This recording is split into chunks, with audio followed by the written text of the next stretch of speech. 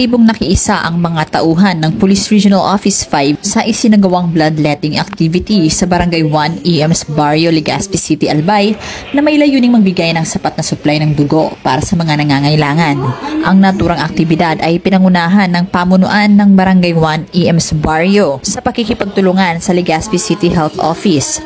Katuwang sa nasabing aktibidad ang Regional Medical and Dental Unit 5, 9th Civil Military Operations Battalion, Bureau of Fire Protection at iba pang ahensya. Kabilang sa mga naging blood donors ay ang mga miyembro ng iba't ibang unit ng Police Regional Office 5 gaya ng Regional Mobile Force Battalion 5 at Regional Internal Affairs Service 5. Lubos itong pinasalamatan ng punong barangay bilang malaking ambag sa advokasya ng voluntaryong pagbibigay ng dugo. Kaya pasalamat ako at ang mga PNP na men in uniform sumasali sa ganito sa amin sa barangay, tumutulong talaga sila. At kahit ano daw po kailangan namin, nandyan po talaga ang PNP, ang Army at Bureau of Fire. Lahat po na men in uniform. Thank you very much po. Ako lang tamang po yan.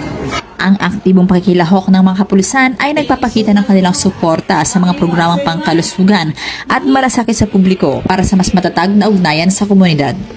Mula dito sa Legazpi City, Albay, ako ang inyong PNN correspondent, Staff Sergeant Irene Hanitri Abad, alagad ng batas, tagataguyod ng Balitang Pulis.